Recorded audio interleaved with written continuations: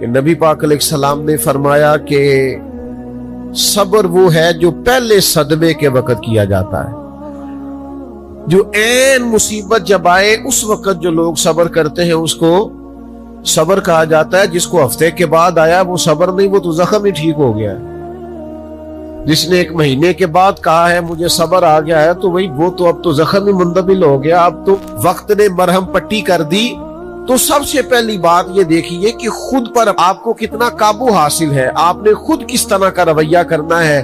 آپ بالکل پریشان ہو رہے ہیں، آزمائش میں آ رہے ہیں، ہاتھ پیر پھول رہے ہیں، تو اس سے آپ اور زیادہ پریشان ہو جائیں گے۔ مشکلات آ جاتی ہیں، تکلیفیں آ جاتی ہیں، زندگی میں حادثات ہو جاتے ہیں جو آپ نہیں چاہتے، جس کا آپ نے کبھی تصور نہیں کیا ہوتا، وہ کام بھی کئی دفعہ ہو جاتا ہے۔ نبی پاک علیہ السلام نے فرمایا رب جسے بڑا ثواب دینا چاہتا ہے نا، اسے بڑی آزمائش میں مبتلا کرتا ہے۔ اور اگلے لفظ سنیں گے تو آپ اور خوش ہو جائیں گے۔ حضور فرماتے ہیں جب اللہ تعالیٰ کسی قوم سے محبت کرتا ہے نا تو پھر انہیں آزمائش میں ڈال دیتا ہے۔ جو اس آزمائش میں رب سے راضی رہے نا، رب بھی اس سے راضی رہتا ہے، اور جو اس آزمائش میں ناراض ہو جائے نا، شکوے کرنے لگ جائے رب کے، اللہ بھی اس سے ناراض ہو جاتا ہے۔ آزمائشیں تو آئیں گی، دکھ تو آئیں گی، یہ آ جاتے ہیں، ان کا بڑا مزہ ہوتا ہے۔ مصیبت، پریشانی، دکھ، حادثہ، واقعہ، غیر متوقع چیز آپ کی زندگی میں آ گئی، آپ توقع نہیں کر رہے تھے، آپ تو کسی اور چیز کے لیے تیار تھے، آپ کے تو ارادے کچھ اور تھے، لیکن کچھ حالات اور ہو گئے، آزمائش اور طرح کی ہو گئی، اور ایسی آزمائش ہو گئی جس کا آپ کا ذہن نہیں تھا کہ یہ بھی میرے لیے ہو سکتی ہے۔ آپ نے سوچا ضرور ہوا تھا کہ آزمائش آئے گی، لیکن اور چیزوں کو آپ سوچ رہے تھے، میں نے یہ ٹھیک کرنا ہے، میں نے یہ ٹھیک کرنا ہے، میں نے اس پر خیال رکھنا ہے، لیکن تکلیف نے، دکھ نے، آزمائش نے رستہ کوئی اور بنا لیا۔ تو اب یہ کیا ہے؟ ہم چونکہ متلاشی ہوتے ہیں سکون کے، راحت کے، کہ اب میں نے یہ ٹھیک کر لیا ہے، اب میں نے گھر بنا لیا، میرے بچے تھوڑے سیانے ہو گئے، فلاں کام میں نے آپ اپنے حساب سے اب درست سمت کرتے ہیں، لیکن یہ بیچ میں سے ایک مصیبت اور آ گئی تو کس اینگل سے دیکھنا ہے؟ تکلیف اگر آپ سمجھیں کہ میرے محبوب کی طرف سے آئی، ویسے محبوب پہ غصہ نہیں آتا، پتہ آپ کو؟ جس سے پیار ہو جائے اس کی بری باتیں بھی انسان کو اچھی لگتی، اس کا عیب نظر نہیں آتا۔ آپ کو کبھی یہ اندازہ ہو جائے نا کہ دکھ جو آیا ہے، تکلیف جو آئی ہے، راحت جو آئی ہے، کرم جو آیا ہے، عطا جو آئی، تو یہ آئی ہے محبوب کی طرف سے۔ یعنی دکھ آیا ہے، آیا کدھر سے ہے؟ میں ایک دفعہ نا کچھ بیمار تھا زیادہ، اور منفرد بات یہ، انوکھی بات یہ کہ میرا ایک بچہ بھی بیمار تھا، اور اس پر تھوڑی سی مشکل یہ کہ کچھ چھوٹی موٹی ارد گرد کی پریشانیاں بھی تھیں، یہ تعمیری کام چل رہا ہے، فلانا کام چل رہا ہے، فلانا کام چل رہا ہے، تو سمجھ لیں 5 10 20 چیزیں کٹھی ہو گئیں، تو میری طبیعت پر کچھ بوجھ بن گیا، دل تھوڑا سا وزن محسوس کرنے لگا، اور ذرا تھوڑی سی بے چینی اور اضطراب طبیعت میں پیدا ہونے لگا۔ یہ ان کے بعد آ جاتا ہے کبھی کبھی، تو اس کی تدبیریں، اس کے معاملات بھی میں دیکھ رہا تھا، لیکن تھوڑا سا نا زیادہ ذہنی طور پر میں اپنے آپ کو تکلیف میں محسوس کرتا تھا۔ تو ایک رات میں تسبیح میرے ہاتھ میں تھی، تو میں حسبنا اللہ و نعم الوکیل، نعم المولا و نعم النصیر، اس کا میں وظیفہ پڑھ رہا تھا۔ تو پڑھتے پڑھتے میں نے نا سائیڈ چینج کی، رخ پھیرا۔ اچھا، کبھی کبھی یہ ہوتا ہے کہ آپ کے اندر سے ہی دکھ اٹھ رہا ہوتا ہے، اور کئی دفعہ آپ کے اندر سے ہی سکھ اٹھ آتا ہے، جواب آ جاتا ہے۔ یعنی آپ کا دل بھی تو مفتی ہے نا، وہ بھی تو فتوے جاری کرتا ہے نا۔ آپ کی روح بھی تو عالم ہے نا، وہ بھی تو آپ کو مسئلے بتاتی ہے نا. آپ کا ذہن بھی بہت بڑا. یہ کئی دفعہ جب اداس ہوتا ہے تو اس نے کوئی مایوسی سوچ لی یا طے کر لی، خوش ہوتا ہے تو اس نے اندر سے ہی کوئی نعمت تلاش لی. میں نے رخ چینج کیا تو میرے اندر سے آواز آئی، یار تو بڑے بیوقوف ہے. تیرا کسی جگہ نام لکھ دیتے ہیں لوگ، وہاں ہزاروں لوگ جمع ہو جاتے ہیں. مسجد میں پنکھے پورے نہیں چلتے، لوگوں کو کوئی خاص پروٹوکول نہیں ملتا. سینکڑوں مساجد ہیں، ایئر کنڈیشن اور بڑی بڑی سہولیات چھوڑ کے لوگ تیرے پاس آتے ہیں. کبھی مسکرا پڑیں تو بہت سارے مسکرا پڑتے ہیں. کبھی طبیعت میں کوئی تھوڑی خرابی آ جائے تو بہت سارے لوگ آنسوؤں میں بھیگ بھیگ کر دعائیں کرتے ہیں. یہ سارے دکھ تیرے لیے برداشت.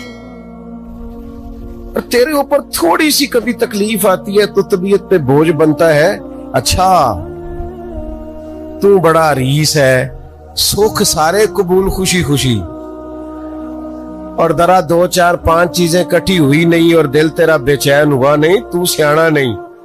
اچھا خود ہی ٹینشن تھی، بس رخ میں نے دوسری طرف کیا تو آوازیں دوسری آنی شروع ہو گئی. شام کو میں اٹھ کے بیٹھ گیا. یہ آپ نے نا اپنے اندر سے آپ نے طاقت لینی ہے. آپ کے اندر ایک روح ہے، آپ کے اندر ایک باطن ہے، آپ کے اندر ایک خیر کی قوت ہے. جب بھی کوئی مایوسی آئے نا، ایک سرکار کا فرمان سنیں. نبی پاک علیہ السلام نے فرمایا تمہیں اپنی بیوی کی کوئی عادت ناپسند ہو تو اسے بغض نہیں رکھنا. یا رسول اللہ کیا کریں؟ فرمایا اس عادت پہ غور کر لو جو تمہیں بڑی پسند ہے. آپ نے صرف کمزوریاں نہیں دیکھنی، آپ نے زندگی کے اندر خوبیاں بھی ملاحظہ کر. جس طرح انسان چاہے اس طرح اس کے اوقات گزرے. محنت کرنا، کوشش کرنا، جدوجہد کرنا اس کی ذمہ داری ضرور ہے، لیکن ہوگا وہی جو رب چاہے گا. اللہ تبارک و تعالیٰ نے انسانی زندگی میں تمام موسم رکھے ہیں. بچپن کا موسم، جوانی کی بہار، بڑھاپے کے اوقات، اپنوں کا ملنا، اپنوں کا بچھڑنا، شادیوں کی خوشیاں اور جنازوں کے غم، یہ سارا کچھ انسانی زندگی کا حصہ ہے. لیکن انسان چونکہ طبعی طور پر کمزور ہوتا ہے، اپنی مزاج کے لحاظ سے بہت ساری جگہوں پہ اس میں ضعف پایا جاتا ہے، تو یہ کرتا یہ ہے کہ جس تسلی کے ساتھ خوشی کو قبول کرتا ہے، اسی طرح کھلے دل کے ساتھ غم کو قبول نہیں کرتا. من چاہی زندگی گزارنا چاہتا ہے، حالانکہ من چاہی زندگی تکلیف کا باعث ہوتی ہے. رب چاہی زندگی انسان کو سکون عطا کرتی ہے. اللہ تعالیٰ نے انسان کے ساتھ آزمائشیں رکھی ہیں. جس طرح اللہ تعالیٰ کی طرف سے ملنے والی نعمتوں کو قبول کرتا ہے، اسی طرح اس کی طرف سے آنے والی آزمائشوں کو بھی کھلے دل سے اسے قبول کرنا چاہیے. اور یہ بات درست ہے کہ وما اصابکم من مصیبت فبما کسبت ایدیکم. انسان پر کچھ مصیبتیں وہ آتی ہیں جو اس کے ہاتھوں کے کسب کی وجہ سے آتی ہیں. بہت ساری قوموں پر عذاب اس لیے آئے کہ انہوں نے بعض گناہ کیے تھے، لیکن یہ یاد رکھیے گا کہ عذاب ہمیشہ گناہوں کی وجہ سے نہیں آتے، تکلیفیں ہمیشہ گناہوں کی وجہ سے نہیں آتی. انسان دکھوں میں، مشکلات میں صرف اپنی غلطیوں کی وجہ سے نہیں الجھتا، بلکہ نبی پاک علیہ السلام نے فرمایا ہے اللہ تعالیٰ کسی بندے کو کوئی درجہ دینا چاہتا ہے، اس کے اعمال اس طرح کے نہیں ہوتے کہ اسے درجہ دیا جائے، اللہ اسے کسی مشکل میں ڈال کے اس کے درجے کو بلند فرما دیتا ہے. بلندی درجات کے لیے، قرب الہی کے لیے، اللہ تبارک و تعالیٰ کی بارگاہ کی معرفت کے لیے بھی مصائب آتے ہیں. آپ دیکھیے نا، نبی پاک صلی اللہ تعالی علیہ وسلم نے فرمایا سب سے زیادہ تکلیفیں انبیاء پہ آتی ہیں، اور فرمایا میں اللہ کا محبوب ہوں، انبیاء کا سردار ہوں، میرے اوپر سب سے زیادہ تکلیفیں آئی ہیں، آزمائشیں آ جاتی ہیں، اور رب فرماتا ہے وَلَنَبْلُوَنَّكُمْ بِشَيْءٍ مِّنَ الْخَوْفِ وَالْجُوعِ، ہم ضرور تمہیں آزمائیں گے کچھ خوف کے ساتھ، کچھ بھوک کے ساتھ، وَنَقْصٍ مِّنَ الْأَمْوَالِ وَالْأَنفُسِ وَالثَّمَرَاتِ، ضرور تمہیں آزمائیں گے پھلوں کی اور جانوں کی کمی کے ساتھ۔ اگر تم اس میں ثابت قدم رہے، شکوے نہ کیے، اپنے رب کی رضا پہ تم راضی رہے، تو وبشر الصابرین، اے محبوب پھر جو میری رضا پہ صبر کرے انہیں میری جنت کی خوشخبری بھی عطا فرما دو۔ ہم تمہیں ضرور آزمائیں، خوف بھی، بھوک بھی، مالوں اور جانوں کی کمی بھی۔ مومن کی یہ شان ہوتی ہے کہ وہ کسی بھی موقع پر اپنے رب سے شکوہ نہیں کرتا، کسی بھی حال میں اپنے رب کی شکایت نہیں کرتا۔ نبی کریم علیہ السلام نے فرمایا اگر اللہ تعالیٰ کسی بندے کو بیمار کرے اور پھر اس بیماری پر وہ صبر کرے اور آنے والوں سے رب کا شکوہ نہ کرے، تو فرمایا اللہ تعالیٰ نے جو گوشت اسے دیا ہوتا ہے اس سے بہتر گوشت اللہ اسے عطا کر دیتا ہے۔ اگر اللہ تعالیٰ کی حکمت غالب ہو اور تقاضا اس بیماری میں اس بندے کے انتقال کے کر جانے کا ہو، تو فرمایا پھر اللہ تعالیٰ اسے شہادت کا درجہ عطا فرما دیتا۔ آزمائشیں آ جاتی ہیں، انسان پر مصائب آ جاتے ہیں، دکھ آ جاتے ہیں، تکلیفوں کا سامنا بندے کو کرنا پڑ جاتا ہے۔ اب یہ کہ اس میں اپنے دل کو، اپنی روح کو قرار دیا جائے، اپنے آپ کو اللہ کی رضا پہ کھڑا کیا جائے اور ان حوادث کا مقابلہ کیا جائے، ان چیزوں کو دیکھا جائے اور یہ غور کیا جائے کہ میرا رب اگر اسی بات میں راضی ہے تو یقیناً اس میں اللہ کی کوئی خاص حکمت ہوگی۔ قحط حضرت عمر کے زمانے میں بھی آ گیا تھا، بڑی مشکلات کا سامنا کرنا پڑا۔ تو ان مصائب میں انسان کو تھوڑا سا پہلے تو ہمت کرنی ہے، پھر اس میں کرنے کا جو کام ہے وہ یہ ہے کہ سب سے پہلا کام تو یہ ہے کہ اپنے رب کی بارگاہ میں کھل کے دعا مانگی جائے، اللہ تبارک و تعالیٰ کے حضور التجائیں کی جائیں، دعائیں کی جائیں، رب کریم کو منایا جائے۔ حضرت عمر فاروق رضی اللہ تعالیٰ عنہ کے زمانے میں جب قحط آیا تھا تو حضرت عمر نبی پاک علیہ السلام کے چچا کو حضرت عباس رضی اللہ تعالیٰ عنہ کو لے کے میدان میں نکلے تھے، اور کیا خوبصورت لفظ انہوں نے ترتیب دیے تھے، عرض کرتے تھے مالک پہلے ہم تیری بارگاہ میں محبوب پاک کو لے کے آیا کرتے تھے، آج محبوب نے ظاہری وصال کیا ہے تو تیرے محبوب کے چچا کو لے کے آئے، تو اے اللہ تو مہربانی فرما اپنے محبوب کے چچا کا صدقہ ہمیں بارش عطا فرما۔ تو بس حضرت عمر نے وہ دعا مانگی، حضرت عباس کو وسیلہ بنایا تو اللہ نے بارش عطا فرما دی۔ اچھا پھر یہ دونوں چیزیں ہمیں حدیث صحیح میں ملتی ہیں۔ ایک نوجوان نے، ایک شخص نے آ کے حضور کی بارگاہ میں عرض کی یا رسول اللہ بارش نہیں ہوتی، دعا کر دیں، تو نبی پاک نے ہاتھ اٹھائے دعا کے لیے، اتنے ہاتھ بلند کیے کہ بغلوں کی سفیدی نظر آنے لگی۔ وہ کہتے ابھی محبوب کے دستے مبارک پوری طرح چہرے پر پھرے نہیں تھے کہ اللہ نے بارش عطا کر دی۔ پھر پورا ہفتہ بارش ہوتی رہی تو لوگوں کو اب بارش کی کثرت کی وجہ سے بعض مسائل بننے لگے، تو وہ پھر حاضر ہوئے، عرض کی یا رسول اللہ دعا فرما دیں، اب تو کچھ مشکلات بڑھنے لگی ہے۔ تو حضور نے پھر ہاتھ اٹھائے کہ اے اللہ اپنا فضل نصیب فرما، مہربانی فرما، کبھی بارش کی ضرورت ہوتی ہے اور کبھی بارشوں کا کثرت سے ہونا وہ تکلیف کا باعث ہو جاتا ہے بعض جگہوں پر۔ تو کہتے ہیں پھر حضور نے دعا فرمائی، ابھی چہرے پہ ہاتھ نہیں پھیرے تھے کہ مدینہ منورہ میں بارش ختم ہو گئی۔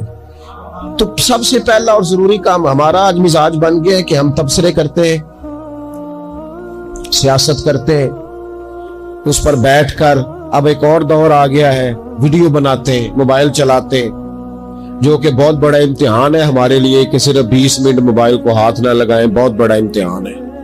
ہو سکتا ہے بہت سارے لوگ بڑی تکلیف میں آ جائیں کہ پورے 20 منٹ گزر گئے، اس پہ ویڈیو بنائیں گے، اس پہ کومنٹس کریں گے، اس پہ یہ کام ہم کرتے ہیں. حالانکہ اگر کوئی ایسی مشکل آ جائے تو شریعت نے ہمیں یہ سبق دیا کہ پہلے دعا، پہلے اللہ کی بارگاہ میں حاضری. اکبر الہ آبادی نے کہا تھا کہ مصیبت میں بھی اب یاد خدا ہم کو نہیں آتی. دعا منہ سے نہ نکلی، جیبوں سے عرضیاں ہی نکلی. ہم محکموں میں درخواستیں دیتے ہیں لیکن دعا کی طرف بڑھتے بڑا خوبصورت کام ہے. سب سے پہلے تو یہ کرے کہ وہ جو ہمارے بھائی تکلیف میں ہیں، مجبوری میں ہیں، ان کے لیے اپنے رب کی بارگاہ میں عرض کرے کہ مالک، قدرتوں کا مالک تو تم ہے، ہر چیز تو تیرے دستے کرم میں ہے، اور تو کریم اتنا ہے کہ بندوں پہ تو غضب نہیں زیادہ فرماتا، رحمت ہی زیادہ فرماتا ہے، اور تیری رحمت تیرے غضب پر غلبہ رکھتی ہے.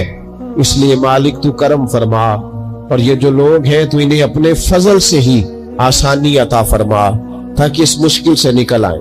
جن دنوں قحط آیا تھا نا مکہ مکرمہ مدینہ طیبہ میں حضرت عمر کے زمانے میں، تو حضرت عمر فاروق فرماتے ہیں میں نے بغیر گھی کے کبھی کھانا نہیں کھایا تھا، لیکن میں نے قسم اٹھا لی تھی کہ جب تک سب لوگوں کو راشن کھانا میسر نہیں آتا میں بھی گھی نہیں کھاؤں گا. یہ جو اضافی اخراجات ہیں، ایڈوانس گاڑیاں بک کرانا، نئے ماڈل کے موبائل خریدنا، یہ جو ہمارے صرف ناز نخرے ہیں، صرف ان کو تھوڑا سا کلوز کر لو. عجیب بات ہے نا، عجیب ظلم ہے نا کہ ایک بچہ رات کو اس لیے کھانا نہیں کھا رہا کہ اس کی مرضی کا پکا ہوا نہیں، اور ایک طرف میرے ہی وطن میں اس ویڈیو نے بھی میری چیخیں نکلوا دی جس میں ایک بیٹی، اور اس کی عمر بھی بالکل اتنی ہے جتنی میری بیٹی کی عمر ہے، اس سے وہ صحافی پوچھتا ہے پاؤں اس کے ننگے ہیں اور پاؤں پہ کیڑے چڑھ رہے ہیں، تو اس سے پوچھتا ہے پتر کیا چاہیے؟ وہ کہتی ہے صرف روٹی کھانی ہے، کوئی مطالبہ نہیں، کوئی مطالبہ نہیں، روٹی دا دو کھنا پوچھو، اے روٹی بندہ کھا جا دیجیے، روٹی بندہ کھا جا. اللہ کریم نے فرمایا وَتَعَاوَنُوا عَلَى الْبِرِّ وَالتَّقْوَى. جب تقوی اور پرہیزگاری کا معاملہ ہو تو ایک دوسرے کے ساتھ تعاون کرو، ایک دوسرے کے ساتھ تعاون کرو، ایک دوسرے کا آگے بڑھ کے بازو تھامو، خیر کے کاموں میں ایک دوسرے کی مدد کرو، آگے نکلو. ہو جاتا ہے کبھی کبھی ایسا کہ ایک بھائی کے پاس بہت زیادہ مال ہوتا ہے، دوسرے کے پاس کم ہوتا ہے، اور نبی پاک صلی اللہ تعالی علیہ وسلم نے ارشاد فرمایا کہ یاد رکھنا اللہ تبارک و تعالی اتنی دیر تک تمہاری مدد کرتا ہے جب تک تم اپنے بھائی کی مدد کرتے رہتے ہو. اللہ تمہارا مددگار رہتا ہے. اور یہ جو مسلمان ہوتے ہیں، مومن، کلمہ پڑھنے والے، ان کے بارے میں میرے نبی پاک علیہ الصلوۃ والسلام نے فرمایا کہ یہ ایک جسم کی مانند ہے، ایک جسم کی طرح ہے. مومن ایک جسم کی طرح ہے، جس طرح یہ پورا جسم ہوتا ہے. اور حضور نے مثال دے کے بات سمجھائی، فرمایا جسم کا ایک حصہ تکلیف میں ہونا تو سارا جسم اس کا کرب محسوس کرتا ہے. یعنی درد صرف دانت میں ہے لیکن روٹی کھانے کو دل نہیں کرتا، کسی سے بات کرنے کو دل نہیں کرتا، اٹھ کے باہر جانے کو طبیعت نہیں چاہتی، پورا وجود اس کا کرب، اس کی تکلیف محسوس کرتا ہے. فرمایا جس طرح ایک جسم کے ایک حصے کو تکلیف ہو، آپ مجھے بتائیے نا، آپ کے دانت میں تکلیف ہے تو کیا کبھی آپ کے دماغ نے کہا ہے کہ ڈاکٹر کے پاس نہیں جانا؟ پیروں نے کہا ہے میں نے نہیں چل کے جانا، یہ تو مسئلہ صرف اور صرف دانت کا ہے، دانت جانے اس کا کام جانے؟ ایسا ہوتا نہیں. دانت میں تکلیف ہوتی ہے تو ذہن منصوبہ بندی کرتا ہے، وہ کہتا ہے یار یہ پتہ کرو دانت کا ڈاکٹر کہاں بیٹھتا ہے. پھر آپ کی زبان ہلتی ہے، معلومات کرتی ہے، پھر آپ کے پیر چل کے وہاں جاتے